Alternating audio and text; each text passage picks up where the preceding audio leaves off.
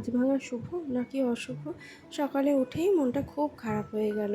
আম তেলের শিশিটা হাত থেকে পড়ে গেল আর সমস্ত একদম ছিটকে চূর্ণ বিচূর্ণ হয়ে গেল। জানেন, মনটা এত খারাপ হয়ে গেল। বিয়ের পর এসে প্রথম আমি এই আম তেলটা করেছিলাম, আর এই প্রতি বছরই এই আম তেলের মধ্যেই আম দিয়ে দিতাম, কিন্তু সকালবেলাতেই আমার হাত থেকে আম তেলের শিশিটা পড়ে একদম ভেঙে গেল। তো এদিকে মা কুড়িয়ে দিলেন, আর তারপর আমি সব পরিষ্কার পরিচ্ছন্ন করে নিলাম। আচ্ছা, এটা কি অশুভ? নমস্কার, কেমন আছেন আপনারা সবাই? আশা করছি আপনারা সকলে খুব ভালো আছেন এবং সুস্থ আছেন। আগামীকাল জামাই ষষ্ঠী, তাই আজকে সারাদিন খুব ব্যস্ত। ঘরের সমস্ত মোছামুছিগুলো আজকেই করে নেব। তো সকালবেলাতেই ও ভাত খেয়ে নিচ্ছে, এবার ও অফিস বেরিয়ে যাবে। আর ও অফিস চলে গেলে তো আর তেমন কোনো কাজ নেই, রান্নাবান্নাও হয়ে গেছে। আর আজকে শাশুড়ি মা যাবেন মেমারি, তো কিছু ফল বাজার করার জন্য। তো এদিকে দেখুন, মাছ এসেছিলো, আগের দিন নেওয়া হয়েছিল ইলিশ মাছ, আর আজকে নিলাম এই চিংড়ি মাছগুলো। তো এখন তো বাড়ি পুরো ফাঁকা, তো আমি বা একা একা কী করবো, তাই ভাবলাম ফ্রিজটা একটু পরিষ্কার করে নিই। এমনিতেই ফ্রিজটা তো সপ্তাহে একবার করে পরিষ্কার করাই হয়, তো এই সপ্তাহে না একবারও হয়নি। ওই যে বাড়ি যাতায়াত করেছিলাম, তো ওইদিকেও খুব ব্যস্ত ছিলাম বলে এদিকটা আর করা হয়নি। তো আজকে ফ্রিজটা পরিষ্কার করে নেবো, তো সব কিছু বের করে দিলাম। অন্যদিন সমস্ত কিছু বের করে কলতলায় নিয়ে গিয়ে তারপরে ধোয়া মুছে করে পরিষ্কার করি, কিন্তু আজকে দেখলাম ফ্রিজে আছে অনেক মাছ। তো অতক্ষণ ফ্রিজটাকে যদি বন্ধ করে রেখে আর সব বের করে করতে যাই, অনেকটা সময় লাগবে। যদি এই গরমের মধ্যে মাছগুলোতে খারাপ হয়ে যায় বা একটু নরম হয়ে যায়, তো সেই কারণে আর সব কিছু বের করলাম না। ওই একটু জল আর কাপড়ের টুকরো দিয়ে ফ্রিজটা পরিষ্কার করে নিলাম।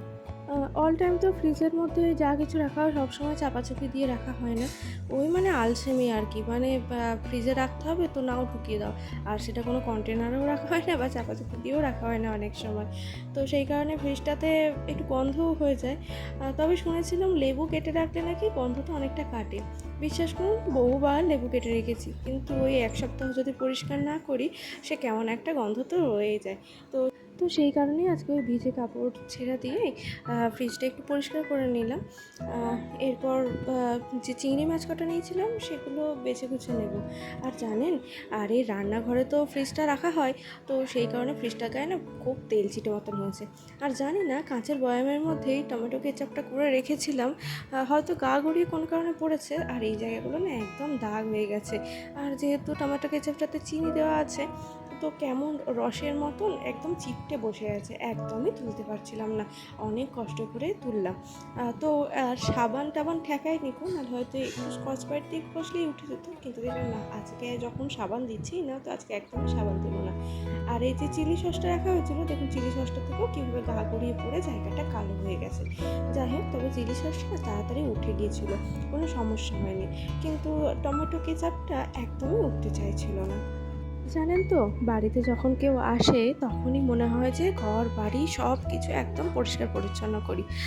এই কারণেই হয়তো বাড়িতে অতিথি আসা খুব ভালো, মানে বাড়িতে অতিথি এলেই সব কিছু যেন এক ধার থেকে একদম এক চটকে পরিষ্কার পরিচ্ছন্ন হয়ে যায়। তো চলুন, এদিকে আমার সব কিছু পরিষ্কার করা হয়ে গেছে, এবার ফ্রিজের যাবতীয় জিনিসগুলো সব সুন্দর করে গুছিয়ে পাকিয়ে নিই।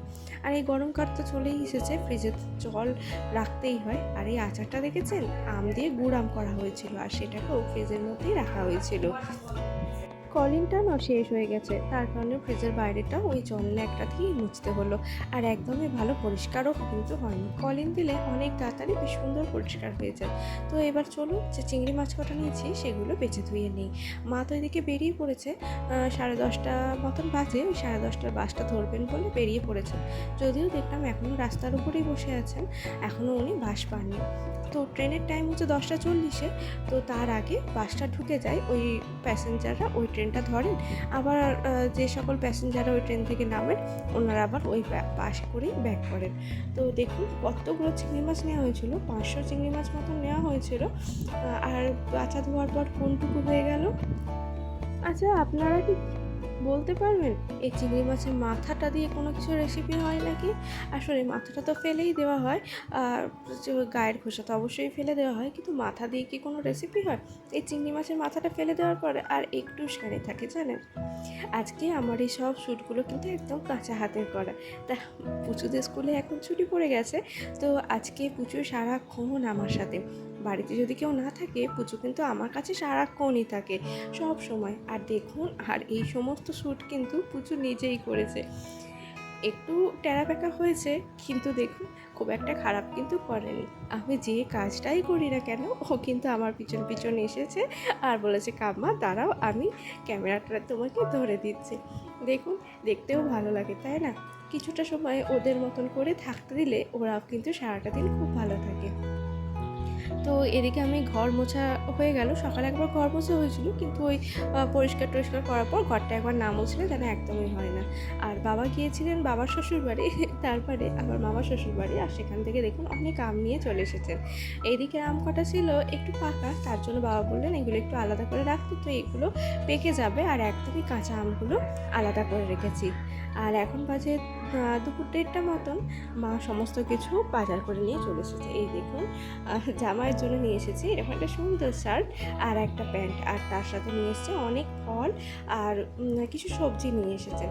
তো এই সময় ফলের দাম তো প্রচুর, তবুও জামাই ষষ্ঠী বলে কথা, ফল তো আনতেই হবে। তো দেখুন তো কেমন হয়েছে, লিচুগুলোর রঙটা দেখেছেন, খুব সুন্দর। তো চলুন, অনেক বেলা হয়ে গেছে, আমরাও কেউ খাওয়া দাওয়া করিনি মায়ের অপেক্ষাতে। তো মাও এসেছে, মা এবার একটু ঠান্ডা হয়ে বসুক, তারপরে আমরা সবাই খাওয়া দাওয়া করে নেবো।